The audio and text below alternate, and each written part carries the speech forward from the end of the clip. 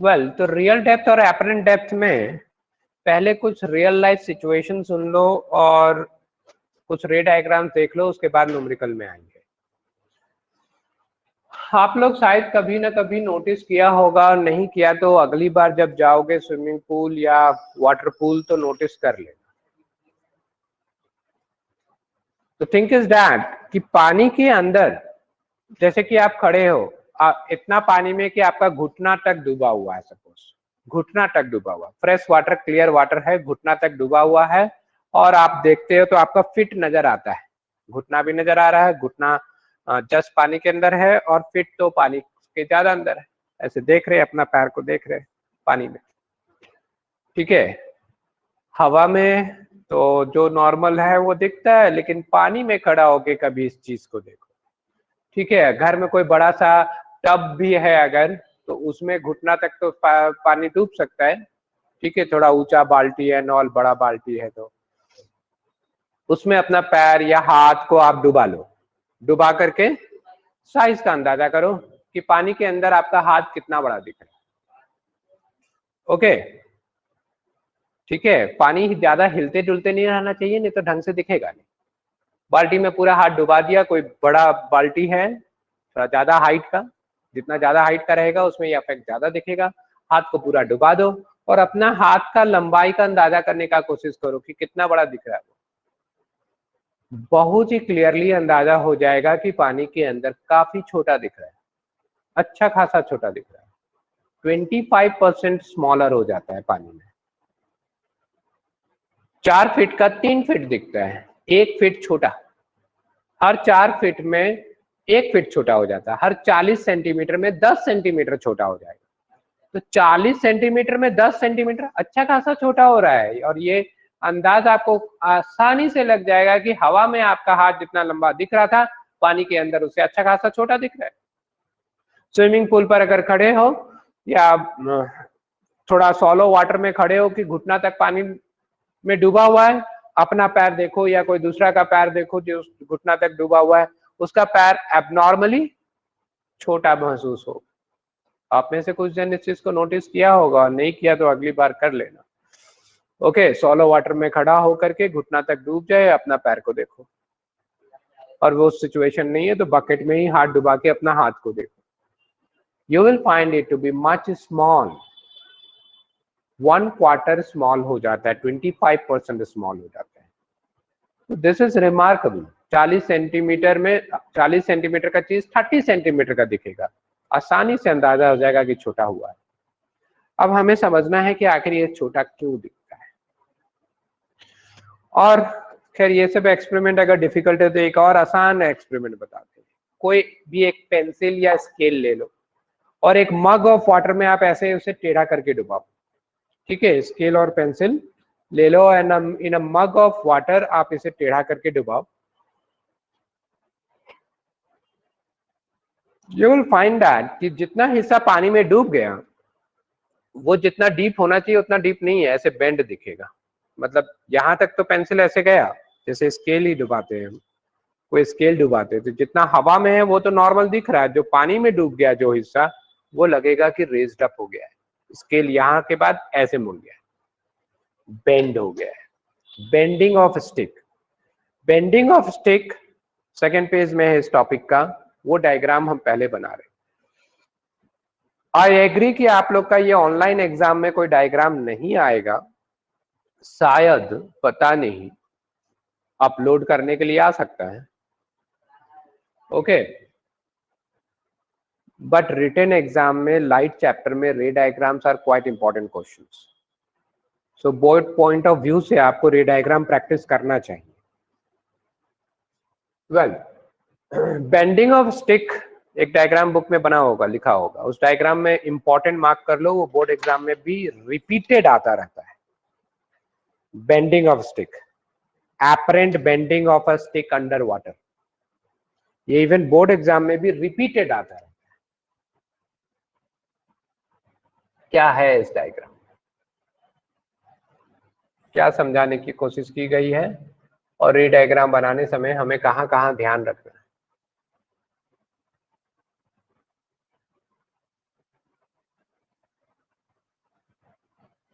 ये suppose water का level हो गया, ठीक है, and let me draw that,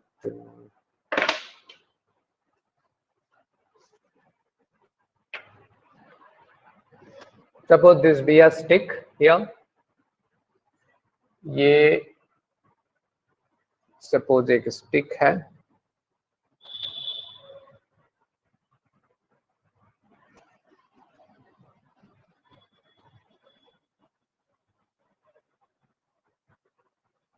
this be a stick, ठीक है, मास्टर जी का डंडा यहाँ पानी में डाल दिए, ठीक है। अब क्या ये डंडा तो स्ट्रेट था, लेकिन जितना हिस्सा पानी में घुस गया ना, वो इस जगह पर नहीं दिखेगा, वो मुड़ा हुआ दिखेगा। This whole stick which are inside water seems to be raised up, vertically raised up. ये पूरा का पूरा स्टिक यहां ना दिख करके आपको समवेयर यहां महसूस होगा, ये स्टिक यहां नहीं दिख के आपको समवेयर यहां महसूस होगा, वर्टिकली रेज्ड अप। रे डायग्राम बनाने में ये सब थोड़ा ध्यान देना कि ये जो आखिरी टिप है ना, वर्टिकली राइज होता है, वर्टिकली राइज अप हो जाता है। Any problem? मतलब ये स्टिक आपको वहां नहीं दिख करके यहां महसूस होने वाला है।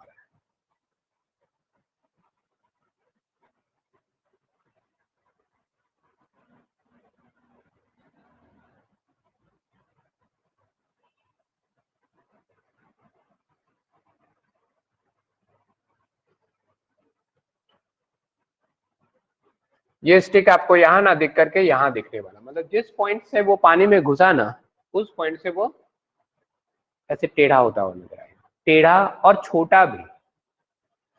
Can you see in my diagram? छोटा भी हो गया और टेढ़ा भी हो गया, मतलब यहां तक तो ये ऐसे ही नजर आएगा, और यहाँ के बाद ये वाला हिस्सा तो नजर ही नहीं आएगा, इसके बदले नजर आएगा ये डॉटेड वाला हिस्सा। तो आपको लगेगा ये स्टिक ये हो गया, टेढ़ा हो गया, यहाँ से टूट गया। Getting it? और ये चीज को इजीली घर में करके देख सकते हो। कोई भी बकेट ऑफ वाटर और मग ऑफ वाटर में आप कोई भी स्केल को टिल्ट इस ढंग से डुबाओ और आपको वो टेढ़ा होता हुआ नजर आएगा। अब रे डायग्राम कंप्लीट करना है, तो लुक ब्लू मार्कर से करते हैं हम रे डायग्राम। यहां से जो लाइट इस ढंग से चल रहा है ना स्टूडेंट, यहां से जो लाइट चल रहा है, स्केल को ज्यादा मोटा मत बनाना है, इतना ही मोटा बनाना ना कि एक ही पॉइंट से काम चल जाए। रे डायग्राम एक ही पॉइंट से, ये स्टिक को ज्यादा मोटा मत करना, जितना पतला रखोगे उतना अच्छा ही रहेगा। ये लाइट यहां गया और एक रे ऑफ लाइट को यहां भेज दिया, ये रहा the two rays of light. अगर आप लोग मेरे साथ साथ रे डायग्राम प्रैक्टिस कर रहे हो, बना रहे हो, तो इट्स गुड, बनाना चाहिए। आप लोग यहां होते तो सबको हम बनवाते हैं मेरे साथ साथ। ये पॉइंट ओ से ये दो रे चला, अब क्या उम्मीद करते हो? पानी से बाहर निकलने समय बेंड तो करेगा, पानी से बाहर निकलने समय बेंड तो करेगा। किस दिशा में बेंड करेगा? अवे फ्रॉम नॉर्मल, नॉर्मल से दूर मतलब उधर सरफेस की तरफ दबेगा। नॉर्मल हमको इस डायग्राम में बनाना जरूरी नहीं है, बस समझाने के लिए एक नॉर्मल बना देते हैं। ये रहा नॉर्मल, किधर बेंड करेगा? ये लाइट इधर जो आ रहा है अवे फ्रॉम नॉर्मल, मतलब इधर इधर इधर झुकेगा, इधर झुकेगा, इधर, दोनों रे अवे फ्रॉम नॉर्मल होगा। And the rays will bend down in such a way that as if coming from the position I, the image of scale, ये O यहां ना दिख के यहां दिख रहा है, मतलब लाइट कुछ ऐसा मुड़ करके आपके आंख की तरफ चला जाएगा कि they all will appear to come from I। तो अब हम क्या करेंगे, I पर स्केल को रखेंगे और ये पॉइंट ऑफ इंसिडेंस पर रखेंगे। पानी के अंदर तो डॉटेड बनाएंगे क्योंकि ये सिर्फ पाथ शो कर रहा है लाइट का, और पानी के बाहर ऐसे डार्क कर देंगे। ये एक रे हो गया। जरा समझो बात को, क्या क्या हो रहा है। ये लाइट यहां से शुरू हुआ, थोड़ा नीचे दबा और आंख तक कुछ ऐसा पहुंचा है as if coming from I. दूसरा ray will also appear to come from आई पे रखेंगे स्केल और ये इमरजेंस पॉइंट पर पानी के अंदर डॉटेड बनाएंगे और इधर आगे खींच देंगे। 8 से ये बात हम समझाते आ रहे हैं कि इमरजेंट रे जो होगा वो स्ट्रेट कहां से आता हुआ दिखना चाहिए, इमेज से। ये जो पानी के अंदर डॉटेड लाइन बनाए हैं आई से, और बाहर जो इमरजेंट रे है, आई से लेकर के ये इमरजेंट रे बिल्कुल क्या है, स्ट्रेट है। जब रे डायग्राम टीचर लोग चेक करता है ना तो स्केल को बस यहीं पे सटाता है, अगर उसे महसूस होता है कि ये टेढ़ा है तो देख के ही हम लोग को समझ आ जाता है टेढ़ा है कि नहीं। और रे डायग्राम स्केल से ही बनेगा। Rough hand ray diagrams are not at all acceptable. Rough hand ray diagrams are not at all acceptable student. अगर कभी बनाना पड़ा स्केल से ही बनाना है। रे को कम से कम स्केल से बनाना, ऑब्जेक्ट को जैसे बनाना, ray must be with the help of scale. और ये जो इमरजेंट रे है ये डॉटेड आई से इमरजेंट तक। तो थिंक इज दैट कि यहां मेरा कहीं आंख है, लाइट मेरे आंख में ऐसा इंटर कर रहा है as if coming straight from I. आंख तक लाइट ऐसा पहुंच रहा है जैसे कि इमेज का लोकेशन से। तो this is why the stick appears bend. और ये बेंड में भी कारण है कि पानी के अंदर का हर चीज रेज्ड अप दिखता है। देखो ये पॉइंट सबसे ज्यादा डीप था, सबसे ज्यादा रेज्ड अप हुआ।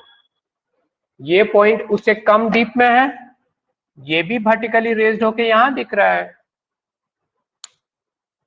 ये लास्ट वाला पॉइंट सबसे ज्यादा डीप में है, सबसे ज्यादा रेज्ड अप हुआ। ये पॉइंट भी वर्टिकली रेज्ड होके यहां महसूस हो रहा है। ये पॉइंट वर्टिकली रेज्ड होकर के यहां महसूस हो रहा है। ये पॉइंट वर्टिकली रेज्ड होके यहां महसूस हो रहा है। ये इनिशियली थोड़ा डीप था तो थोड़ा ही रेज हुआ, ये इनिशियली उससे ज्यादा डीप में था, थोड़ा ज्यादा रेज हुआ, और ये पॉइंट सबसे ज्यादा डीप था, सबसे ज्यादा रेज हुआ। जितना डीप रहेगा पानी में वो उतना ज्यादा रेज्ड अप महसूस होता है। ओके, एंड जल्दी में ये न्यूमेरिकल ये रिलेशन डिराइव करूंगा अभी, real depth by apparent depth is equal to refractive index. तो पानी के केस में अगर हम बात कर रहे हैं रिफ्रैक्टिव इंडेक्स, तो 4/3, मतलब रियल डेप्थ अगर 4 है तो एपरेंट दिखेगा 3। 4 फीट का 3 फीट, 40 सेंटीमीटर का 30 सेंटीमीटर, ये रेशियो में दिखेगा। दैट्स व्हाट आई सेड कि पानी के अंदर हर चीज 1/4 रेज्ड अप दिखता है। हर 4 सेंटीमीटर का 3 सेंटीमीटर दिखता है। तो रेज कितना हुआ, 1 centimetre. 4 centimetre deep, 1 centimetre rise, तो 25% राइज अप हो जाता है। 4 फीट डीप है, 3 फीट दिखेगा। 6 फीट डीप है अगर, 4.5 फीट का दिखेगा। 8 फीट डीप है, 6 फीट का दिखेगा। 12 फीट डीप है, 9 फीट का महसूस होगा। मतलब कोई स्विमिंग पूल अगर 8 फीट डीप है तो बाहर से देखने में महसूस होगा कि 6 फीट डीप है, क्योंकि पूरा का पूरा फ्लोर 8 फीट है।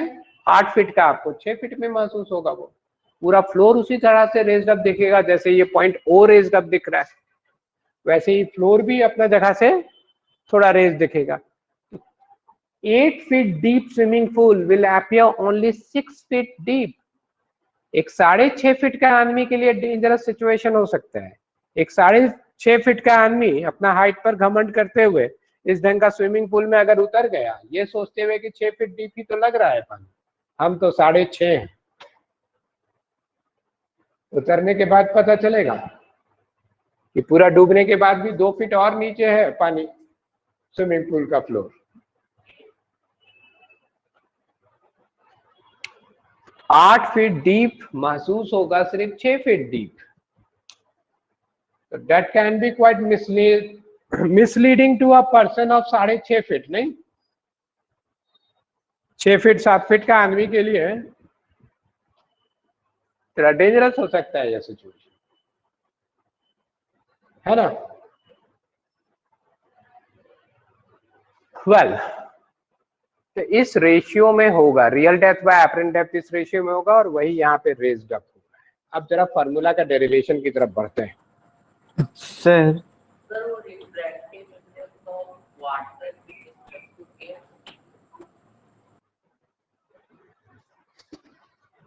यहाँ वाटर है, यहाँ एयर, तो वही रिफ्रैक्टिव इंडेक्स काम करेगा. यहाँ वाटर होता है ऊपर केरोसिन, तो उन दोनों का रिफ्रैक्टिव इंडेक्स काम करता है. हाँ, इधर कौन कोई बोल रहा था ऑनलाइन कुछ. सर पानी के अंदर जो रूलर का डेप्थ ये ओरिजिनल लेंथ रहेगा और जो सर फेक लेंथ दिखता है दोनों सेम होता है और छोटा दिखेगा थोड़ा, क्योंकि वर्टिकली रेज हो रहा है ना. वर्टिकली रेज हो रहा है, तो आप यहाँ पिक्चर में भी देख सकते हो, ये लेंथ छोटा हो गया, ये लंबा है. ठीक है, लेंथ छोटा दिखेगा. सर. हर पॉइंट वर्टिकली रेज्ड होगा. वेल, अब आते हैं इस तरफ फार्मूला का डेरिवेशन में, real depth and apparent depth का फार्मूला डेरिवेशन. हाँ सर, अगर रूलर का लेंथ 12 सेंटीमीटर है तो हम लोग को उसको क्वार्टर करेंगे तो हम लोग का एपरेंट डेप्थ मिल जाएगा उसका. ऐसे टेढ़ा दबाने पर रूलर का टोटल लेंथ रियल डेप्थ थोड़ी ना कहलाएगा. रियल डेप्थ तो है कि पानी सरफेस से वर्टिकली कितना नीचे है कोई भी point, that is real depth. और पानी सरफेस से वर्टिकली वो कितना डीप दिख रहा है, that is apparent depth. This length is not the depth. Okay Shreyansh. Yes. पानी के सरफेस से वर्टिकली कितना डीप है वो हो गया रियल डेप्थ, और पानी के सरफेस से वर्टिकली कितना डीप वो दिख रहा है वो हो गया apparent depth. Okay. Yes.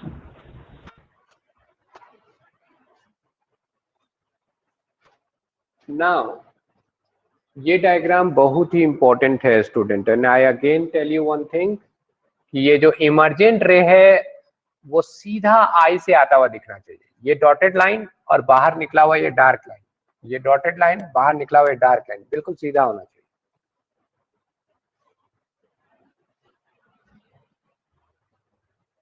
Now formula derive करने के लिए I am drawing a diagram here.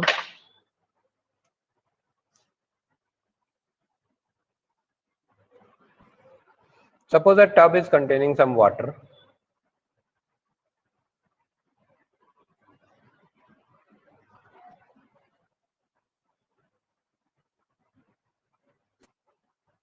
Tub is containing some water. और बॉटम में टाइल्स में जो डिजाइन बना हुआ उस डिजाइन का कोई एक पॉइंट है, ये ओ पूरा जो फ्लोर है इसका जो भी डिजाइन बना हो, डिजाइन का कोई भी एक रेफरेंस पॉइंट ले लिए ओ. इसका इमेज कहाँ बनेगा और इसके मदद से फार्मूला का डेरिवेशन करेंगे. इस पॉइंट ओ से जो लाइट कहीं से इन किया पानी के अंदर, फ्लोर पर टकराया, फ्लोर पर टकरा के अब बाहर आ रहा है, बाहर आके हमारे आंख तक पहुंचेगा तो फ्लोर हमें दिखेगा.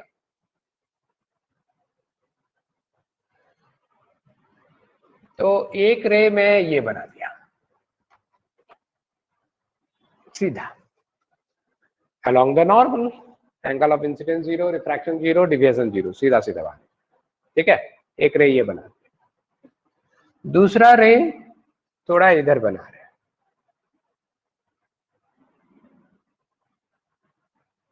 ये यहां तक पहुंचा, अब बाहर निकलेगा तो अवे फ्रॉम नॉर्मल मुड़ेगा. यहाँ मान लो नॉर्मल ये बना दिया मैंने, ये रहा नॉर्मल.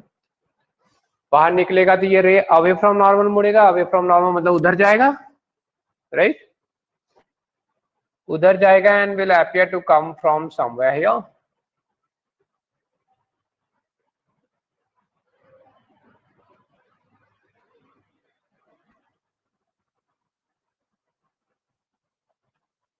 ऐसे सीधा चला गया, ये यहाँ स्ट्राइक किया, इधर चला गया, as if coming from the location I.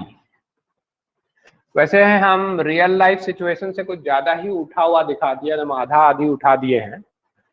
Just ये ट्राइंगल थोड़ा इनफ साइज का बने और हम उसके अंदर कुछ कैलकुलेशन डिस्कस कर सके तुम लोग से, इसलिए हम थोड़ा ज्यादा ही उठा दिए हैं। रियलिटी में इतना ज्यादा नहीं उठता, थोड़ा सा उठता है, 4 सेंटीमीटर में 1 सेंटीमीटर उठता है।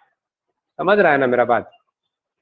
थोड़ा ही उठता है, हम बहुत ज्यादा उठा दिए हैं। जस्ट ये ट्राइंगल जो यहाँ बन रहा है इसमें कुछ कैलकुलेशन है, ये कैलकुलेशन दिखा सके हम, इसलिए थोड़ा बड़ा बना दिया।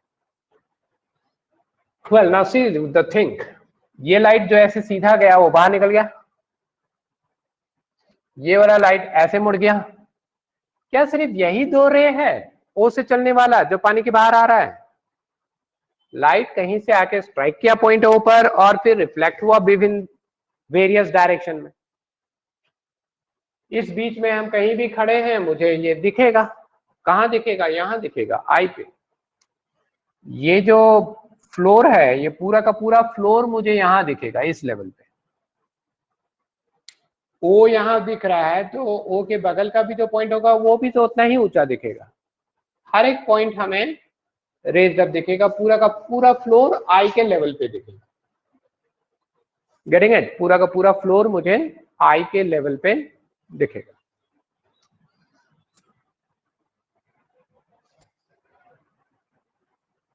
पूरा फ्लोर आई के लेवल पे दिखेगा, कोई दिक्कत? और एक इंपॉर्टेंट बात, क्या यही 2 रे के कारण इमेज बन रहे? Obviously not. There are infinite many rays starting from O, जिसमें से एक मैंने ऐसे सीधा बना दिया, ठीक है। मान लो इस पॉइंट को मैं नाम दे दूं ए, तो ए के जस्ट बगल में भी एक पॉइंट होगा, ओ से यहां लाइट आएगा और वो थोड़ा बेंड करके बाहर निकलेगा, एज इफ वो भी आई से आ रहा है। बेंड कुछ ऐसा ही करेगा कि एज इफ वो it is coming from eye. A के इस साइड भी लाइट पहुंचेगा और वो भी बाहर बेंड करके कुछ ऐसा निकलेगा कि as if coming from I. इस बीच में बहुत सारे और रेज होंगे स्टूडेंट, सारा बना देंगे तो पेंट हो जाएगा पूरा बोर्ड। सारा रे नहीं ड्रॉ किया जा सकता, 2 से हम लोग इमेज को लोकेट करते। Raise are many. ओ से जस्ट ए के बगल में भी एक आ रहा है, थोड़ा मुड़ के बाहर निकलेगा as if coming from I. उसके बगल में यहाँ भी एक रे आ रहा है, ओ से यहाँ मुड़ करके ऐसे बाहर निकलेगा as if coming from I. समझ रहा है सब? ओ से यहाँ भी आएगा, मुड़ के बाहर निकलेगा as if coming from I. तो आप यहां से देखो, यहां से देखो, यहां से देखो या यहां से देखो, कहीं से भी देखो, कोई एक रे के कारण तो आपको इमेज दिखेगा नहीं। यहाँ से बहुत सारा रेज आपके आंख तक आएगा और वो सब लगेगा as if coming from I. यहां से भी देखोगे तो यहां से भी 2-3 रेज आ रहा है आपके आंख तक as if coming from I. तो पूरा का पूरा फ्लोर आई का लोकेशन आई के लेवल पे दिखेगा। क्या? अब कैलकुलेशन में आते हैं जरा। This will be referred as angle of incidence. इसे एंगल ऑफ इंसिडेंस कहेंगे, इस एंगल को एंगल ऑफ रिफ्रैक्शन, ठीक है। ये दोनों नॉर्मल आपस में पैरेलल होगा, तो ये आई तो ये भी आई, ऑल्टरनेट इंटीरियर एंगल। ओके, ये आर तो ये भी आर, करस्पॉन्डिंग एंगल। ये नॉर्मल पैरेलल है, तो ये दोनों ऑल्टरनेट इंटीरियर, ये दोनों करस्पॉन्डिंग। राइट? डेरिवेशन आता नहीं है इसलिए उतना ज्यादा लिख के हम नहीं प्रूविंग बताएंगे, शॉर्टकट में बता रहे हैं। Have a look. यहाँ पे सेकेंड मीडियम एयर हो गया है, तो refractive index of air with respect to water ऐसे लिखाएगा। सेकेंड मीडियम एयर हो गया ना, लाइट बाहर जा रहा है, तो refractive index of air with respect to water mu A W ऐसे लिखेंगे, refractive index of air with respect to water. कोई दिक्कत?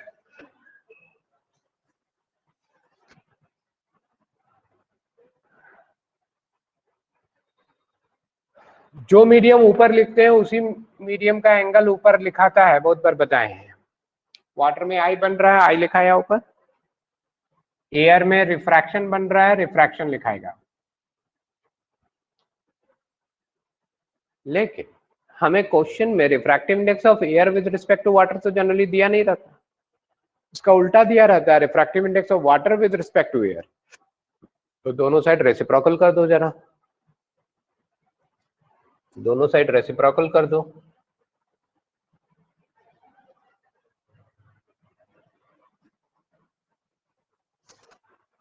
ठीक है, दोनों साइड रेसिप्रोकल हो गया। अब ये गिवन रहेगा, मुझे इसको अब रियल डेप्थ और एपरेंट डेप्थ के टर्म्स में बदलना है। Convert this into real depth and apparent depth terms. जरा फिगर में आओ, मान लो यहाँ पे बी लिख देता हूं, तो फिगर में देखो triangle AIB, have a look in the triangle AIB, ध्यान दो उस ट्राइंगल और बताओ साइन आर क्या होना चाहिए in the terms of sides. In triangle AIB, sin R will be equal to perpendicular by hypotenuse BI, and in triangle AOB में sin I AB by BO। होगा स्टूडेंट्स? तो again come back, refractive index of water with respect to air sine r मतलब AB by BI, और ये AB by BO। थोड़ा solve कर लो इसको, बन जाएगा ये BO बाई BI, AB तो कट जाएगा, डिनोमिनेटर्स उलट के एक ऊपर एक नीचे आ जाएगा। This will be the result. Agreed? Good. अब यहां पर एक कंसिडरेशन जिसके बारे में हम थोड़ा बताना चाह रहे थे यहाँ, कि सिर्फ दो रे के कारण इमेज नहीं बना, there are infinite many rays starting from O से जस्ट ए के बगल में भी आया रे बाहर निकला, वो भी आई से आता हुआ दिख रहा है। ठीक है, यहां तक तो हम पहुंच गए। अब जरा फिगर में देखो BO और BI क्या है, और जरा कल्पना करो कि अगर हम यहां से देख रहे हैं तो सेकेंड रे ए के बहुत बहुत नजदीक होगा। सेकेंड रे को अभी हम ए से बहुत दूर बना दिया ताकि ट्राइंगल वगैरह आपको दिख सके और उसके एंगल, उसके अंदर एंगल वगैरह का हम बात कर सके। बट अगर हम यहां से देख रहे हैं, मेरा आंख यहां है, the location of I is here, okay, तो सेकेंड रे इतना दूर नहीं, ए के बहुत बहुत नजदीक होगा, लेकिन वो भी थोड़ा मुड़ करके आंख तक पहुंचेगा as if coming from I. मतलब आगे आप वहां पे बोला है प्रूविंग में कि B is very very near to A, B A के बहुत ही नजदीक है, और B अगर A के बहुत ही नजदीक है तो दोनों B की जगह A लिख दो, दोनों B की जगह A लिख दो, और अगर दोनों B की जगह A लिख दें हम तो ये बन जाएगा AO, आइए AO by IA। Any problem?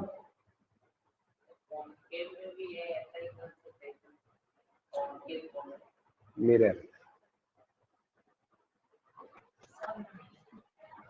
if this B is very very near to A, तो दोनों B की जगह A लिख दिया।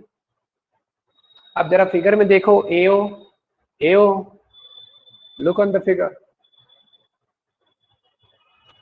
AO रियल डेप्थ है कि नहीं, और IA क्या है?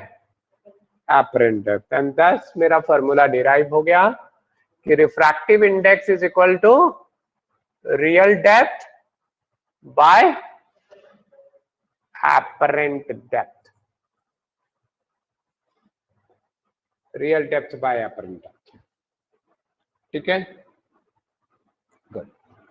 यही फॉर्मूला है जो न्यूमेरिकल में मोस्टली यूज करेंगे हम, इसी फॉर्मूला। छोटा छोटा न्यूमेरिकल, बहुत ही छोटा छोटा न्यूमेरिकल होगा, जनरली इस तीन में से दो दे देगा, तीसरा ढूंढने बोलेगा, कभी कभी इन दोनों का डिफरेंस दे देगा, दैट इज वो फिगर में आई ओ देख रहे हो, आई ओ कितना रेज हुआ, आई ओ इन दोनों का डिफरेंस है, आई ओ इन दोनों का डिफरेंस है, कभी कभी वो दे देगा तो कोई दिक्कत नहीं, दोनों में से किसी एक को x ले लेना तो दूसरा x माइनस शिफ्ट हो जाएगा, आई ओ को शिफ्ट कहते हैं, shift, I O is equal to shift, कभी कभी शिफ्ट दे देगा आपको, तो आप एपरेंट डेप्थ को x ले लेना तो real depth x plus shift हो जाएगा, पुट कर देना इस फार्मूला में, रिफ्रैक्टिव इंडेक्स दिया रहेगा, सॉल्व करके निकल जाएगा x,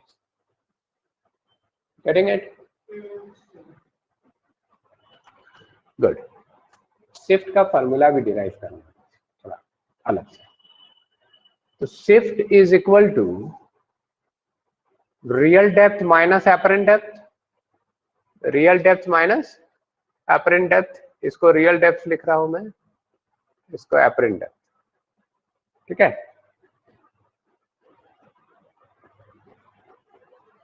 जरा इस फार्मूला में सोचो, एपरेंट डेप्थ को अगर हम सब्जेक्ट ऑफ द फार्मूला बनाएं तो यहाँ क्या आ जाएगा, रियल डेप्थ बाय म्यू, इस फार्मूला से सोचो, होगा ये,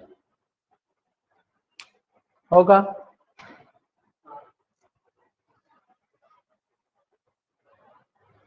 तो shift is equal to real depth 1 minus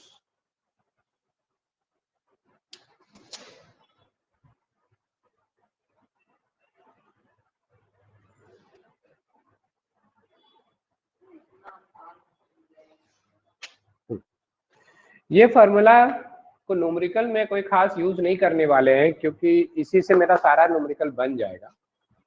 ये फार्मूला को डिराइव करने का मेरा पर्पस है फैक्टर्स अफेक्टिंग शिफ्ट को समझाना।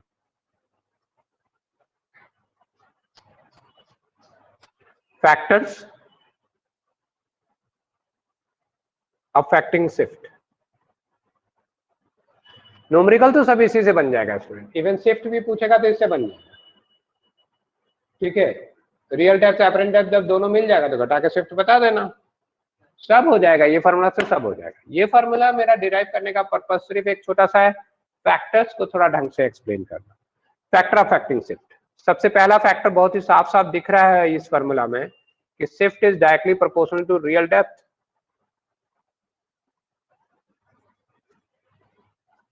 मतलब जितना डीप में है कोई चीज वो उतना ही ज्यादा रेज्ड अप दिखेगा, जितना डीप है उतना ही ज्यादा रेज्ड अप दिखेगा। देखो suppose real depth apparent depth shift, पानी के केस में एक आध सिचुएशन लिखते हैं, रियल डेप्थ अगर 4 तो एपरेंट दिखेगा 3, शिफ्ट कितना 1, रियल डेप्थ अगर 8 हुआ तो ये फार्मूला के हिसाब से आप समझ सकते हो, अगर 8 हुआ तो एपरेंट दिखेगा कितना 6, शिफ्ट कितना हुआ 2, रियल डेप्थ डबल हुआ, शिफ्ट भी डबल हुआ, कैन यू सी दैट।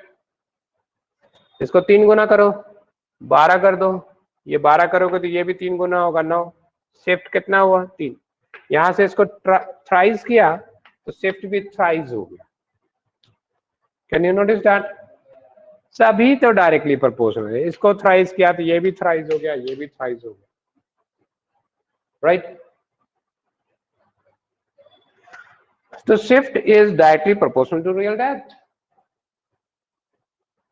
ठीक है। जितना गुना रियल डेप्थ बढ़ाओगे शिफ्ट भी उतना ही टाइम्स बढ़ता चला जाएगा, that is the first fact. Clear है, ये डेटा मिटा दूं मैं सिर्फ,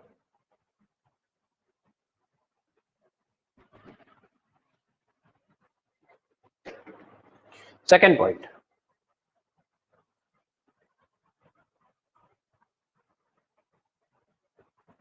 shift is directly related to refractive index। ये तुम लोग बताओ, जरा फार्मूला देख के सोचो समझो और बताओ कि शिफ्ट रिफ्रैक्टिव इंडेक्स में डायरेक्टली रिलेटेड होगा या inversely. Think I am coming shortly, मैं तुरंत आ रहा हूं 2 मिनट में, think. how the shift will be related to refractive index, directly or inversely? Proportional तो नहीं होगा, related ही होगा.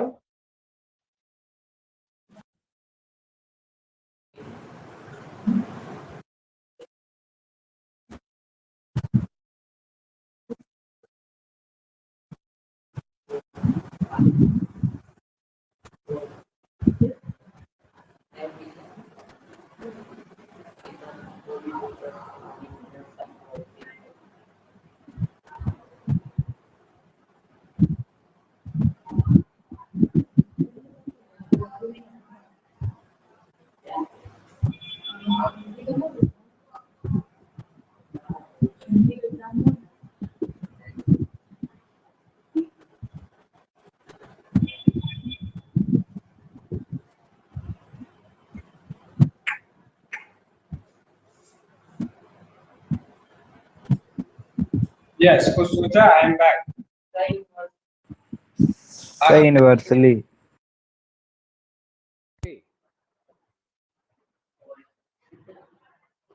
He is telling shift is inversely related to mu. Seeing this formula, he is telling that. I disagree.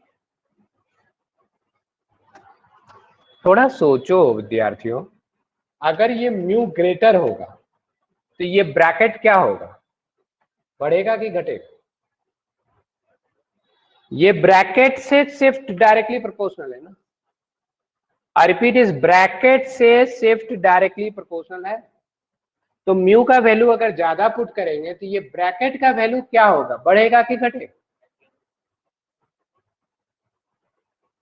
Directly mu को अगर बढ़ाओगे तो ये bracket का value भी ज्यादा ही आएगा. म्यू जितना ग्रेटर पुट करोगे 1 में उतना छोटा वैल्यू घटेगा, और 1 में जितना छोटा वैल्यू घटेगा ये ब्रैकेट उतना बड़ा रह जाएगा.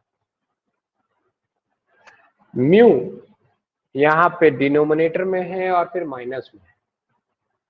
दो नेगेटिव फैक्टर मिलके पॉजिटिव हो जाता है. ये डिवाइड, म्यू जितना बड़ा होगा ये छोटा होगा, तो 1 में उतना छोटा वैल्यू घटाओगे तो ब्रैकेट का वैल्यू बिगर हो जाएगा. Greater the mu, greater will be the value of this bracket. आप एक आध वैल्यू को यूज करके देख लो. म्यू का वैल्यू 1.5 डाल लो एक बार, और एक बार 2 डाल लो, और देखो किस केस में ये ब्रैकेट का वैल्यू ज्यादा आता है. When you will put a greater value, mu का दो अलग अलग वैल्यू लेके देख लो ना, 2 डाल लो, 1.5 डाल लो, एक बार 2 डाल के सॉल्व कर लो और एक बार 1.5 डाल के सॉल्व कर लो. जिस समय ज्यादा बड़ा वैल्यू डालोगे ये ब्रैकेट का वैल्यू उसी समय बड़ा आएगा. तो greater the mu, greater the value of this bracket, so greater will be the shift. It's directly related, students. It's directly proportional नहीं लिखा मैंने, it's directly related. ये arrow is not a general symbol, standard symbol नहीं है, लेकिन हम बहुत दिन से यूज कर रहे हैं. I hope you understand my feeling. यहाँ वर्ड्स में लिखोगे shift is directly related to refractive index. ये स्टैंडर्ड सिंबल है, इसमें कोई दिक्कत नहीं था, लेकिन यहाँ शब्दों में लिखो shift is directly related to refractive index. Refractive index double करने पर शिफ्ट डबल हो जाएगा ऐसा नहीं बोल रहे हैं, कुछ बढ़ेगा जरूर. ठीक है, थोड़ा कॉम्प्लिकेटेड रिलेशन, लेकिन इस रिलेशन में भी समझ आना चाहिए कि जितना बड़ा वैल्यू म्यू का डालोगे शिफ्ट उतना ज्यादा ही आने वाला है डायरेक्टली. बेसिकली है दो ही फैक्टर, लेकिन फिर म्यू वेवलेंथ पे डिपेंड कर जाता है ना. एक और फैक्टर अलग से लिख दे रहे हैं शिफ्ट के लिए, एक्चुअली वो म्यू का फैक्टर है, वेवलेंथ से इनवर्सली रिलेटेड. वेवलेंथ से इनवर्सली रिलेटेड मतलब रेड सबसे कम शिफ्ट होगा, बेंड सबसे कम करता है ना, राइज अप भी सबसे कम होगा, और वायलेट सबसे ज्यादा शिफ्ट होता है. वेवलेंथ से इनवर्सली रिलेटेड है. रेड का वेवलेंथ सबसे ज्यादा, उसका शिफ्टिंग सबसे कम होगा, और वायलेट कलर ऑब्जेक्ट का शिफ्टिंग सबसे ज्यादा होगा. थर्ड पॉइंट बहुत ही इंटरेस्टिंग फैक्ट को एराइज देता है, करता है। अगर मैं एक स्विमिंग पूल बनाऊं, ओके, ठीक है, और उसके नीचे जो टाइल्स लगा रहा हूं मैं, वो सबसे पहला लाइन, यहां जो नीचे टाइल्स लगा रहा हूं मैं 7 स्ट्रिप्स में पूरा फ्लोर को बांट देता हूं, 7 स्ट्रिप्स। यहां पहला लाइन में टाइल्स लगाता हूं वायलेट कलर का,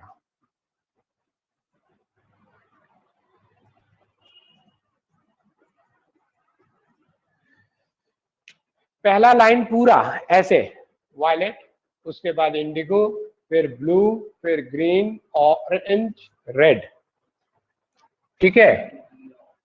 मतलब इस साइड में पूरा ऐसे रेड लगा दिया, इस साइड में ऐसे पूरा रेड लगा दिया, इस साइड में पूरा ऐसे वायलेट लगा दिया, यहाँ पूरा ऐसे ग्रीन लगा दिया, एंड सो ऑन। ये रेनबो वाला कलर से मैंने स्विमिंग पूल का फ्लोर बना दिया। रियल लाइफ में ऐसा कहीं नहीं किया जाता, क्योंकि it will be much misleading to the person coming to swim there.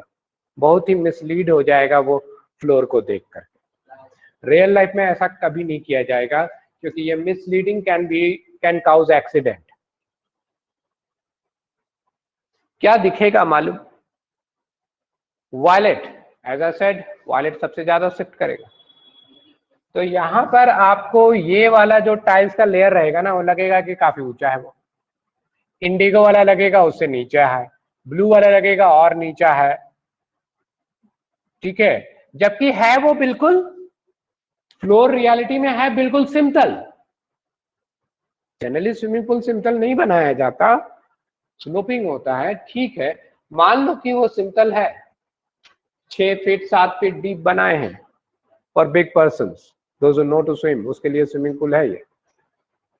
Floor बिल्कुल एक लेवल में है, लेकिन फिर भी ऊपर से देखने में धोखा हो जाएगा। वायलेट सबसे ज्यादा रेज्ड अप महसूस होगा, इंडिगो उससे थोड़ा नीचे, ब्लू उससे थोड़ा नीचे, ग्रीन थोड़ा और, ये थोड़ा और, ऑरेंज थोड़ा और नीचे, और रेड लगेगा कि ऑलमोस्ट अपना लेवल पे।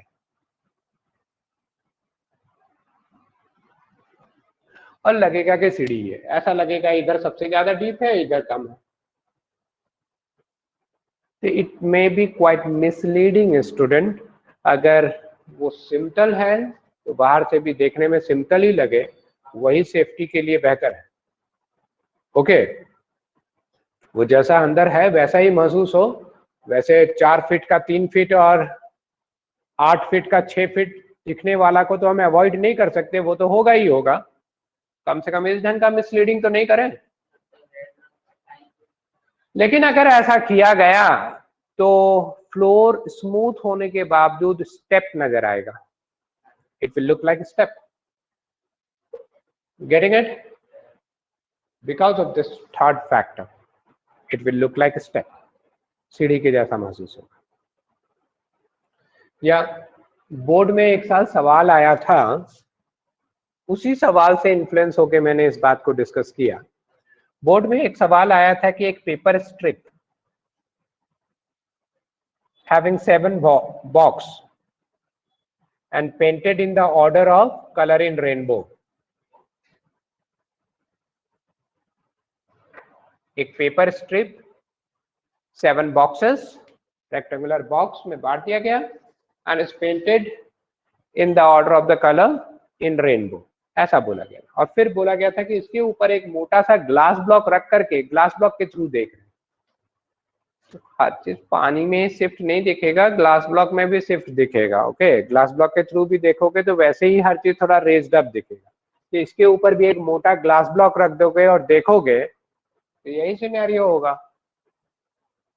वायलेट वाला आपको लगेगा अच्छा खासा रेज्ड हो गया, इंडिगो थोड़ा कम और रेड सबसे कम।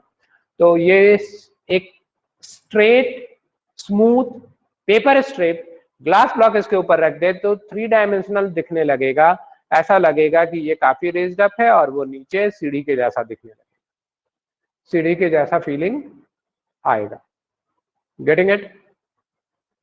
तो उस साल यही एग्जाम में लिखना था कि if this VIBGYOR painted paper strip is seen, यहां भी नहीं लिखा है स्टूडेंट, ये वायलेट कलर से पेंटेड है, यहां भी नहीं लिखा हुआ है, ब्लू कलर से पेंटेड है वो बोल रहे हैं। और इसको ग्लास ब्लॉक से देखेंगे तो सीढ़ी के जैसा दिखेगा, it will look like a step with red as the top step, sorry violet as the top step and red as the first या bottom step. Got it? Good. Formula हो गया, फैक्टर्स हो गया, उसके आगे बेंडिंग ऑफ स्टिक है, ये भी हो गया। अब आते हैं कॉन्सिक्वेंसेस में। क्या था, किसी का कुछ पूछना है? Yes sir. सर ये पूछ रहे थे कि अगर वो जो टाइल्स बिछाया गया है वो अगर सिर्फ रेड कलर का बिछाया जाए तो सिर्फ जो 4 से 3 हो रहा है वो घट जाएगा, और क्या चीज? हाँ, थोड़ा कम होगा, sir shifting will be less, shifting will be less. Sir मतलब 25% जो शिफ्ट होता है वो कंपलसरी नहीं है? वो येलो कलर के लिए है, मीन कलर लाइट। 25% शिफ्ट का जो बात हम कर रहे हैं वाटर में, और वो भी सिर्फ वाटर के लिए है, ग्लास में शिफ्टिंग अलग होगा। It all depends upon their refractive index. और मीन कलर लाइट के लिए बात कर रहे हैं हम लोग अभी, रेड का होगा तो थोड़ा कम होगा, वायलेट का थोड़ा ज्यादा होगा। Yes sir. Now let's come to consequences. Consequences में हम उल्टा ऑर्डर में डिस्कस कर रहे हैं। सबसे बॉटम वाला पहले, A person leg appear to be shorter when standing in a water tank. इसके बारे में तो पहले ही बोले हम कि कोई भी पूल ऑफ वाटर में आप खड़े हो with your knee inside water, तो आप अपना पैर को देख करके सरप्राइज हो जाओगे, इतना बौना कैसे हो गए। आप में से कोई कभी देखा होगा और बड़ा अजीब लगता है पैर उस समय देखने में, ठीक है, बौना जैसा फीलिंग आता है पैर को देख के।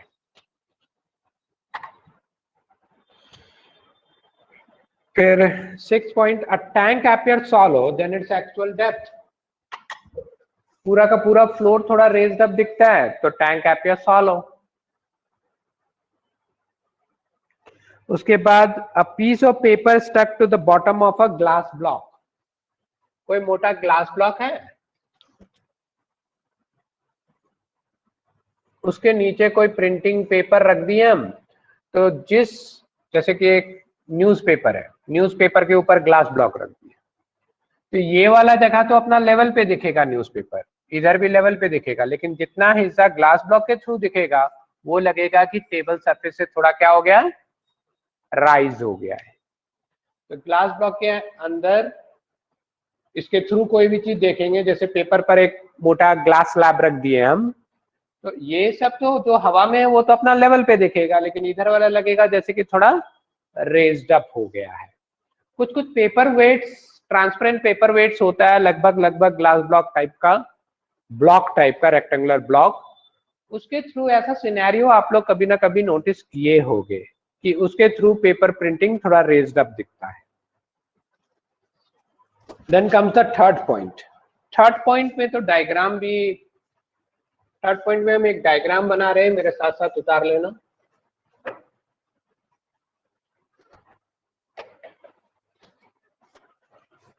लुक, थर्ड पॉइंट में बोल क्या रहा है पहले वो समझ लो। इसमें बोल रहा है कि कोई वेसल में हम एक कॉइन रख दिए, ठीक है, एक वेसल में हम एक कॉइन रख दिए,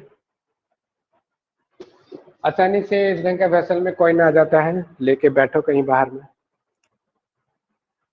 तो ये कॉइन एक एक्सपेरिमेंट हमको क्या करना है, यहां से अगर इस कॉइन को देखोगे तो डेफिनेटली दिखेगा कि नहीं, लेकिन धीरे धीरे तुम नीचे आते चले जाओगे तो एक लेवल ऐसा होएगा कि तुमको वेसल का वाल दिखेगा, कॉइन नहीं। हाँ, ओपेक वेसल लिए है, अल्युमिनियम का या स्टील का, ट्रांसपेरेंट ग्लास का वेसल नहीं लिए, कोई ओपन वेसल लिए, ठीक है। यहां से देखेंगे डेफिनेटली कॉइन दिखेगा। थोड़ा नीचे आओ, अब भी शायद कॉइन दिख रहा है। थोड़ा और नीचे आओ, अब वेसल का वाल दिख रहा है, कॉइन नहीं दिख रहा है। तो नीचे आते आते जैसे ही कॉइन दिखने बंद हो ना, अपने आप को यहीं होल्ड करो and tell your friend to pour water on it and you will see something mysterious. अजीब लगेगा देखने में।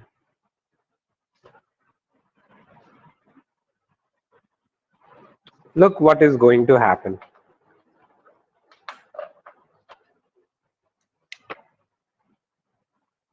यहाँ एक कॉइन रखा हुआ है और हम किस लेवल पे हैं? हम ऐसा लेवल पे हैं कि कॉइन से चलने वाला लाइट वेसल से टकरा जा रहा है और मुझ तक नहीं पहुंच रहा है। I am here. ठीक है, कॉइन से चलने वाला लाइट वेसल से टकरा जा रहा है और मुझ तक नहीं पहुंच रहा है। और जो लाइट वेसल से नहीं टकरा रहा है, जो लाइट वेसल से नहीं टकरा रहा है, वो मेरे सिर के ऊपर से पार कर जा रहा है। ठीक है, समझ रहे बात को? 360 इस बच्चे को ये कॉइन नहीं दिख रहा है फिलहाल। ठीक है, जो लाइट उसके आंख के लेवल पे है वो वाल से रुक जा रहा है, और जो आंख वाल से पार कर पा रहा है वो उसके दिमाग के लेवल से है, ऊपर से जा रहा है। ठीक है, अब क्या करना है? नेक्स्ट स्टेप क्या बोला? इसमें पानी भरो, स्टार्ट फिलिंग वाटर। जैसे जैसे इसमें तुम पानी भरते जाओगे ना, थोड़ा ही पानी भरोगे कि आपको दिखने लगेगा, कॉइन दिखने लगेगा। उसी जगह पर आप हो लेकिन कॉइन दिखने लगेगा। सिर्फ उतना ही नहीं, कॉइन दिखने के बाद जैसे जैसे और पानी डालोगे, आपको कॉइन ऐसा फील होगा कि अपना लेवल से ऊपर उठ रहा है। वेसल का बेस, कॉइन, सब कुछ ऊपर उठ रहा है। As water will get filled into it, ये सब हम अपने 10th में बहुत बार करके देखे। आप लोगों को भी प्रैक्टिकली देखना चाहिए। You will find it good to see what happens here. Vessel में रखा, आग का लेवल ऐसे लाया, ठीक है, और अपने ही हाथ में एक जग ऑफ वाटर रखा और उसे इसमें डालना शुरू किया। और अगर कोई फ्रेंड मिल सके तो tell him to pour, you keep your eye at the same position. आपको जल्दी कॉइन दिखने लगेगा। सिर्फ वही नहीं, जैसे जैसे पानी का लेवल वेसल में बढ़ेगा, वो कॉइन आपको थोड़ा राइज अप होता हुआ नजर आएगा। क्यों हो रहा है ये सब? भूत घुस गया कॉइन में।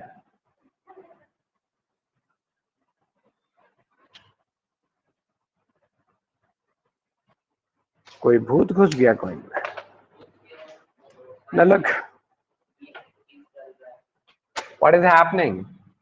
ये जो लाइट आपके सिर के ऊपर से जा रहा था, ये लाइट पानी होने के कारण अब सीधा आगे तो जाएगा नहीं, मुड़ जाएगा। It will bend away from north, और कुछ ऐसे मुड़ के आपके आंख तक पहुंच जाएगा। और आपको लगेगा कि ये लाइट समवेयर यहां से आ रहा है। ये जो कॉइन यहां पड़ा हुआ था, वर्टिकली रेज्ड अप यहां महसूस होगा। और जैसे जैसे वाटर का लेवल बढ़ेगा, शिफ्ट भी बढ़ता है, इसलिए आपको ये और ऊंचा और ऊंचा और ऊंचा फील होने लगता है, दिखने लग जाता है। और सिर्फ दिखता ही नहीं है, जैसे जैसे पानी का लेवल उठता है, आपको ये मूविंग सा महसूस होता है कि ये वो ऊपर उठ रहा है पानी का लेवल के साथ साथ। Okay, it's quite interesting to do and see. Third point जो है कंसाइज में, उसके बारे में ये बात है। लाइट यहां से जो शुरू हुआ, ऐसे बेंड करके आग तक पहुंच गया कि कॉइन हमें वर्टिकली रेज्ड अप थोड़ा दिखता है। उस जगह से भी दिखने लगा जहां से नहीं दिख रहा था when the vessel was empty. Light मुड़ के आग तक पहुंच गया, लाइट मुड़ के आग तक पहुंच गया। Got it, everyone? Good. Now, the first 2 points.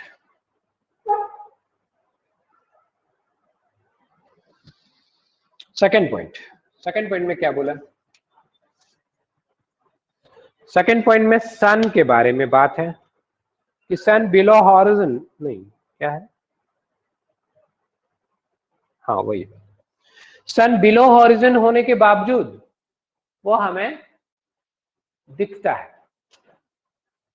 Sun early morning में सन हॉरिजन से थोड़ा नीचे ही रहता है और दिखने लग जाता है,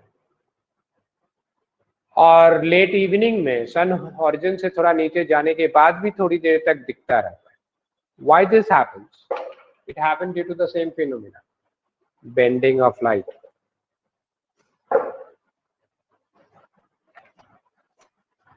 Look, मिटा दे, ये डायग्राम उतार लिया है सब, ये वाला डायग्राम उतार लो।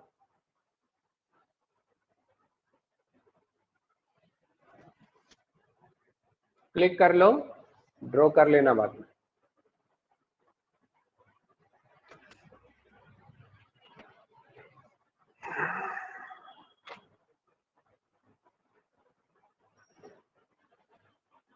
वैसे ये ऐप हमको पसंद नहीं आया, तुम लोग का अटेंडेंस बहुत घट गया है, कोई दूसरा ऐप ढूंढ रहे हैं।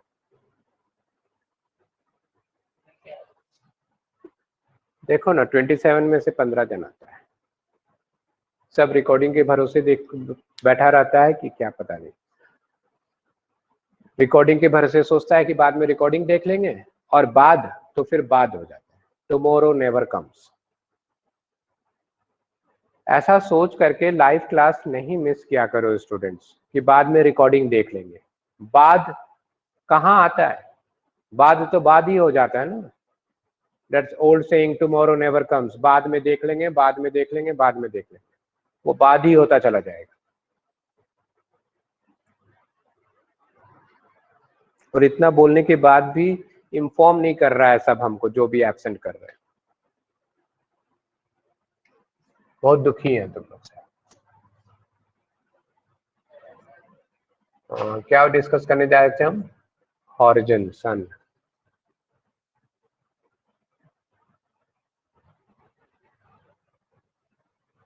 लुक, जैसे ये अर्थ है, ठीक है, यहाँ पे सपोज कोई पर्सन है यहाँ, तो इस जगह पर जो आदमी है इसके लिए हॉरिजन क्या होता है मालूम?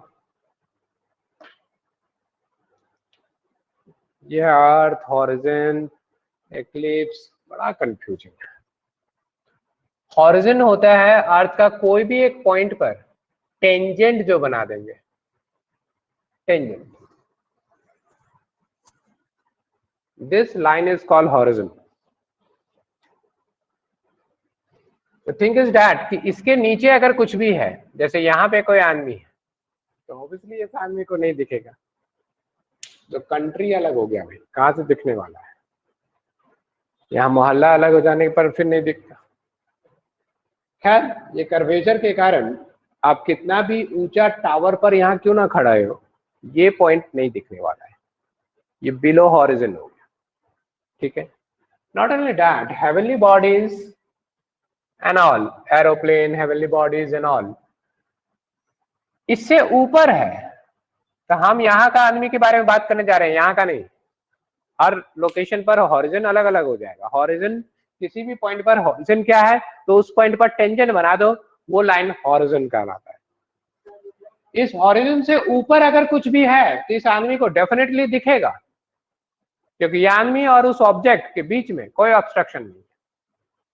आई रिपीट, इस हॉरिजन से ऊपर इधर इधर इधर इधर इधर कुछ भी है तो लाइट इस आदमी तक आसानी से पहुंचेगा और ये आदमी उस वस्तु को देखेगा, ठीक है। तो हॉरिजन जो मैंने बनाया, टेंजेंट एट अ पॉइंट, इससे ऊपर कुछ भी है तो the person can see it. लेकिन हॉरिजन से नीचे कोई चीज है तो वो पर्सन कैसे देखेगा? नहीं देखेगा, इस पॉइंट को नहीं देखना, दिखना नहीं चाहिए था।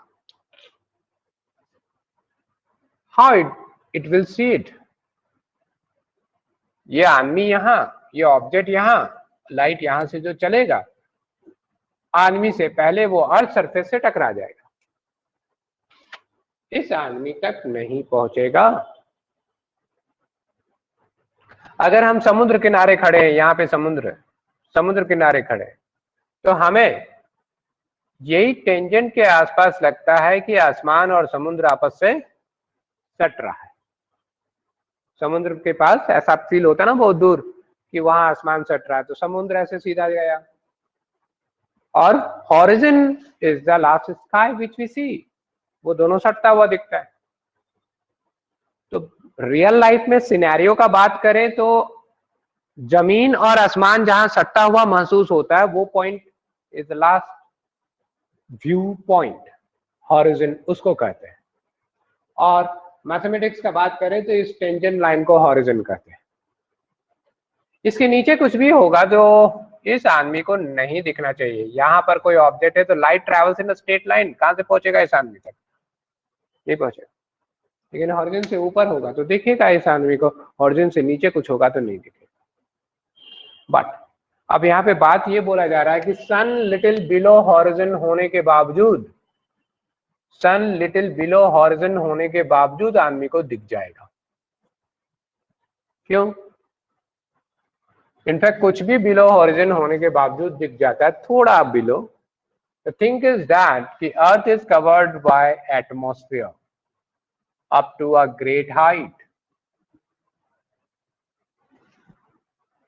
एक बड़ा एटमॉस्फेयर से ये कवर्ड है और सन कहीं दूर में है। लाइट सन से लेके अर्थ एटमॉस्फेयर तक तो सीधा आता है, लेकिन अर्थ एटमॉस्फेयर में इन करते सहित वो सीधा नहीं रह जाता। यहां से ये कर्व करना शुरू करता है। As a light enter earth atmosphere it starts to curve down. क्यों? क्योंकि ऊपर का एयर रेयरर है और नीचे का हवा डेंसर। तो जैसे जैसे वो अंदर घुसता जाता है, थोड़ा थोड़ा थोड़ा थोड़ा नीचे कर्व करता जाता है। एटमॉस्फेयर में light do not travels in a straight line in long run. हाँ, मुझसे अक्षत की दूरी का बात करोगे तो इस बीच में लाइट लगभग सीधा ट्रेवल किया है, क्योंकि उससे और मेरे बीच में एयर का डेंसिटी में कोई खास फर्क नहीं हुआ। लेकिन top of the atmosphere to this person बात करोगे तो यहां से यहां एटमॉस्फेयर का डेंसिटी में अच्छा खासा डिफरेंस है। टॉप में air is much rare, bottom में air is comparatively much denser. Density में चेंज हुआ है। अक्षत से लेके मेरे तक लाइट स्ट्रेट आ रहा है, लेकिन टॉप ऑफ द एटमॉस्फेयर से लेके इस आदमी तक लाइट स्ट्रेट नहीं आ रहा है, कर्व पाथ फॉलो कर रहा है, क्योंकि कंटिन्यूअसली डेंसिटी बदल रहा है। और ये लाइट यहाँ इंटर करने के बाद ये जो कर्व करना शुरू करता है ना, तो कर्व करके इस इंसान तक पहुंच जाता है। और इस इंसान को टेंडेंशियली अहेड सन यहां महसूस होता है। सन है हॉरिजन, ये रहा हॉरिजन, हॉरिजन से नीचे, लेकिन वो थोड़ा ऊपर महसूस होता है। ये सन का एक्चुअल पोजीशन है और वो यहां दिखता है। तो ये बोला गया है सेकेंड पॉइंट में। सेकेंड पॉइंट में बोला गया कि सन बिलो हॉरिजन होने के बावजूद वो लिटिल अबव हॉरिजन हमें दिखता है। The reason is refraction through different layer of earth atmosphere, due to which light curves down. नीचे की तरफ कर्व करता चला जाता है लाइट जैसे ही अर्थ एटमॉस्फेयर में इन करता है, it starts to curve down. वो नीचे की तरफ कर्व करने लगता है अर्थ एटमॉस्फेयर में इन करने के बाद, due to which sun little below horizon होने के बावजूद। और तुम्हारा डायग्राम में सन दिख नहीं रहा है, एक मिनट। सन बिलो हॉरिजन होने के बावजूद लिटिल अबव हॉरिजन नजर आता है, due to the curving of light downward. Light नीचे की तरफ कर्व करता चला जाता है, क्योंकि ऊपर लाइट रेयरर है और नीचे डेंसर। जैसे जैसे वो अंदर घुसता जाता है, डेंसर मीडियम में घुसता है। डेंसर मीडियम में घुसता है तो टुवर्ड्स नॉर्मल मुड़ता है, टुवर्ड्स नॉर्मल अर्थ सरफेस की तरफ मुड़ता चला जाता है। Getting it? तो इस कारण से सन बिलो हॉरिजन होने के बावजूद ऊंचाई पर दिखता है। And the first point, twinkling of star. Twinkle twinkle little star बचपन से सुनते आ रहे हो, ये स्टार ट्विंकल्स, व्हाई ट्विंकल्स?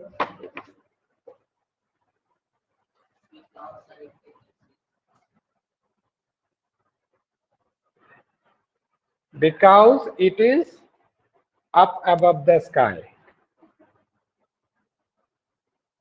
बहुत ऊंचाई पे है, सन से भी बहुत दूर है। सन तो कुछ मिनट, लाइट मिनट दूर है हम लोग से, 8.5 लाइट मिनट। स्टार तो सम लाइट ईयर्स दूर है हमसे, बहुत ज्यादा दूर है। बहुत ज्यादा दूर होने के कारण दो चीज है जिससे बोला जाता है कि वो ट्विंकल क्यों करता है। एक मिनट,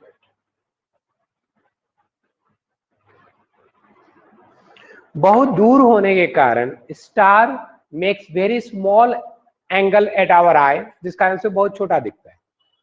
बहुत दूर होने के कारण it can make very small angle at our eye and so very small दिखता है, एक तो छोटा दिखता है।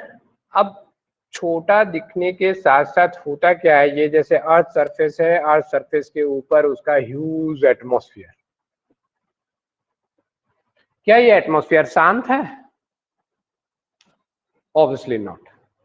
अलग अलग लेयर पे, कोई ना कोई लेयर पे तूफान मचा रहता है। ओके, हवा कंटिन्यूसली बह रहा है, convectional current and many more things के कारण हवा ऊपर नीचे दाएं बाएं इधर उधर बहते रहता है। ठीक है, अलग अलग लेयर पे अलग अलग ढंग से वो फ्लो करता रहता है, ब्लो करता रहता है, जिस कारण से एयर का डेंसिटी कंटिन्यूसली बदलता रहता है। एयर का डेंसिटी स्टैग्नेंट नहीं है, कम बेसी होते रहता है।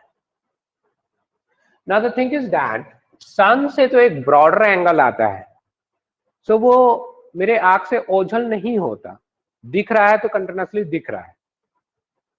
लेकिन स्टार बहुत स्मॉल एंगल सस्टेन करता है, जरा सा भी लाइट इधर उधर हुआ तो वो दिखना बंद भी हो सकता है। होता यह है कि यहाँ पर जैसे हम हैं और स्टार से कोई लाइट आ रहा है तो वेरी स्मॉल एंगल में आ रहा है, नैरो बीम ऑफ लाइट हम तक आ रहा है। अब यहाँ डेंसिटी बदलने के कारण अगर ये थोड़ा सा भी ज्यादा बेंड कर गया तो ये लाइट पहुंच जाएगा यहाँ सम थाउजेंड्स किलोमीटर दूर अर्थ सरफेस पे। थोड़ा सा और ये होगा तो कभी पहुंच जाएगा यहाँ सम थाउजेंड्स किलोमीटर उधर। तो ये जो लाइट यहाँ से आता है ना, अर्थ का एयर का डेंसिटी बदलते रहने के कारण ये लाइट वेव करता रहता है, इधर उधर होते रहता है। लाइट थोड़ा इधर उधर होते रहता है, तो यहाँ का आदमी के आंख में जब जब वो लाइट पहुंचता है तब तक वो स्टार दिखता है, और जब जब नहीं पहुंचता वो नहीं दिखता है। And this swapping of light continues very frequently. तो कभी मेरे आंख तक लाइट पहुंचा, कभी कहीं और चला गया, फिर पहुंचा, फिर कभी और चला गया, तो उसका पोजीशन थोड़ा हिलता हुआ नजर आता है, और कभी पहुंचता है कभी नहीं पहुंचता है। तो ब्राइटनेस कभी कम सा हो जाता है, कभी बढ़ जाता है, और थोड़ा हिलता डुलता नजर आता है, तो हो जाता है twinkle twinkle little star. Do you understand what I am telling? इससे बहुत डिटेल में तो इतना पॉइंट से नहीं समझाया जा सकता, आगे क्लासेस में आप लोग देखोगे। और बाद इस स्वैपिंग ऑफ लाइट के कारण वो स्टार सेक करता हुआ फील होता है, और कभी उसका ब्राइटनेस ज्यादा और कम होता हुआ फील होता है। All due to all this reason it appears to twinkle. I hope up to here is quite clear. Now the last topic, एक मछली पानी के अंदर है या एक डाइवर पानी के अंदर है, उसे बाहर का दृश्य कैसा दिखेगा?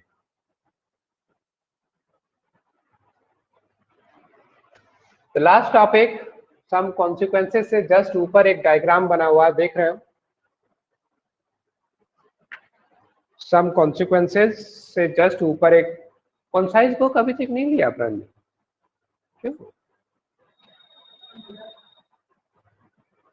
ऑनलाइन अवेलेबल है।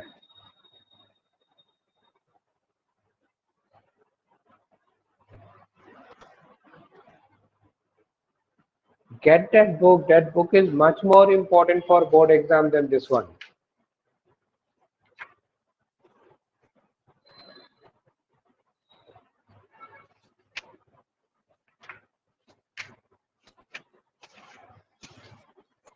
कहाँ है इसमें रियल डेप्थ एंड डेप्थ?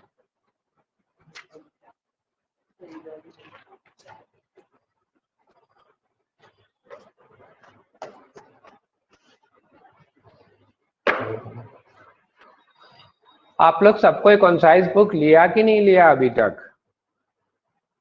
कुछ स्टूडेंट यहाँ ऑफलाइन आए हुए हैं और उनमें से एक के पास नहीं है अभी तक book. So many days I am telling you all, get the concise book, that is much much much important for board exam than your Goyal. मुझसे पढ़ रहे हो तो थोड़ा मुझ पे विश्वास भी करो, जो हम कह रहे हैं वो सही कह रहे हैं। I have seen board papers more than 20 years और एक साल खुद इसी बोर्ड में पढ़ाई किया हूं।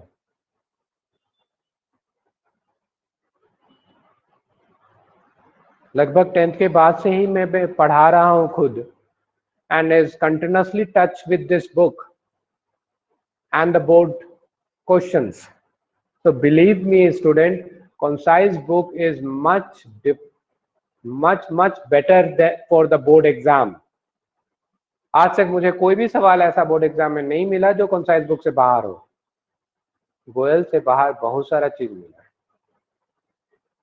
गोयल बुक पे स्टिक करोगे तो बोर्ड एग्जाम में दिक्कत हो जाएगा।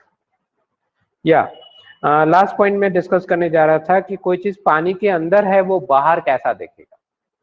इसका उल्टा बात तो कर लिए हम लोग। स्विमिंग पूल बाहर से कैसा दिखेगा? जितना डीप है उससे थोड़ा, हेलो, इसका उल्टा बात तो कर लिए हम लोग कि कोई पानी का पॉन्ड वगैरह है तो वो जितना डीप है उससे थोड़ा सॉलो दिखेगा, राइट।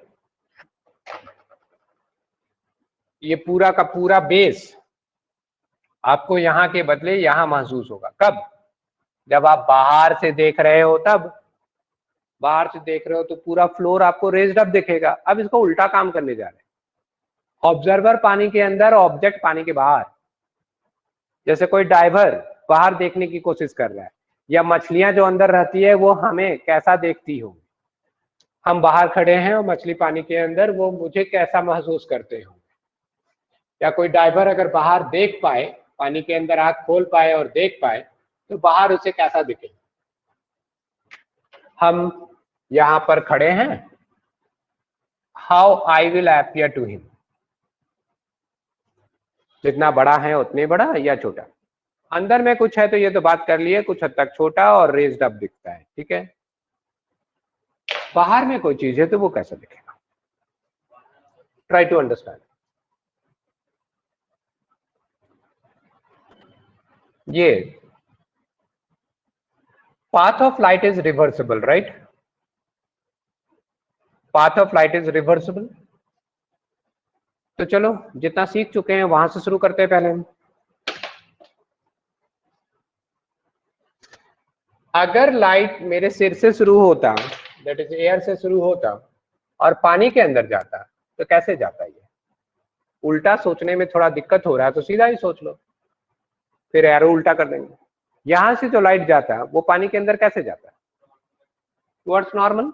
थोड़ा इधर दबेगा, ऐसे घुसता।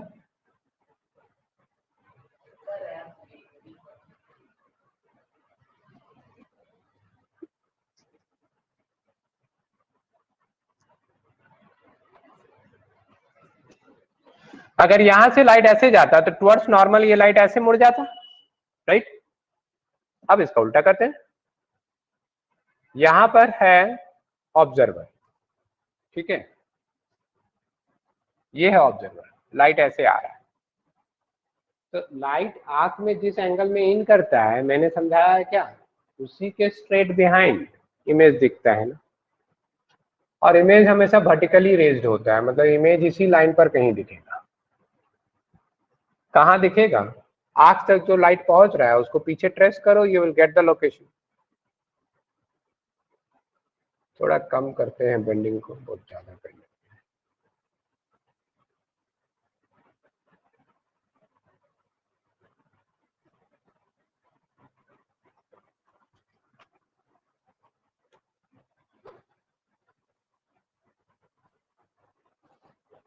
लुक, ये ऑब्जेक्ट, यहां से लाइट चला, ये मछली के आंख तक पहुंचा। मछली के आंख तक ऐसा एंगल में पहुंचा कि ये मछली को लगेगा कि ये लाइट आ रहा है यहां से, तो हम कैसा दिखेंगे? Long, tall, giant. शायद मछलियां इसीलिए बाहर आदमी को देख के डर जाती है। खैर पता नहीं इसका साइकोलॉजी का, बट बड़ा दिखेंगे।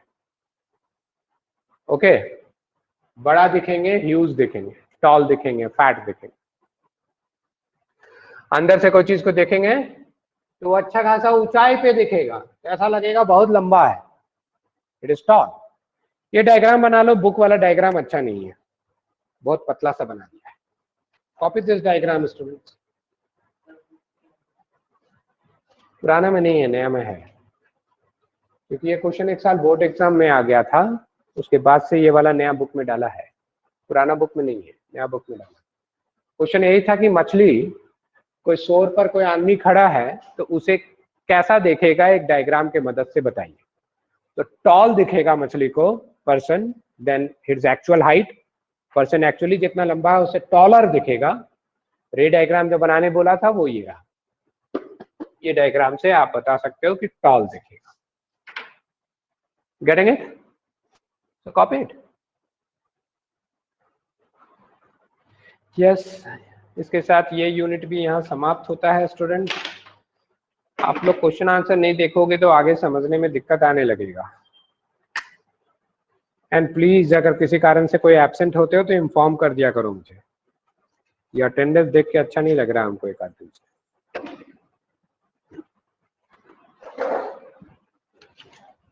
जूम में ठीक था, कंटिन्यूसली हमको पार्टिसिपेंट का गिनती नहीं दिखता था। यहाँ ऑल टाइम स्क्रीन में पार्टिसिपेंट की गिनती दिखते रहती है। Well, any problem up to here students? ये कौन सा केस है? When the object is in denser, viewer is in denser, object in rarer. उल्टा है। इससे पहले हम बाहर रह के अंदर देख रहे थे, ठीक है? तो बेस मुझे राइज अप दिख रहा था, छोटा दिख रहा था, नजदीक दिख रहा था, और अंदर से बाहर दिख रहे हैं तो दूर दिख रहा है सब कुछ। बाहर से अंदर दिखते थे तो बेस क्या बोले थे हम लोग? रेज दिखता है, मतलब नियरर दिखता है, नियर। और अंदर से बाहर देख रहे हैं तो क्या दिख रहा है? ये फार। डेंसर मीडियम में रह के रेयरर का कोई चीज दिख रहे हैं तो it is appearing to be far, tall, big. और बाहर से अंदर देखते थे तो रेज्ड अप दिखता था, नियरर दिखता था। तो उल्टा है सिचुएशन। वेल, ठीक है। अब अगला क्लास शुरू करेंगे हम टोटल इंटरनल रिफ्लेक्शन, याद दिलाना, ठीक है?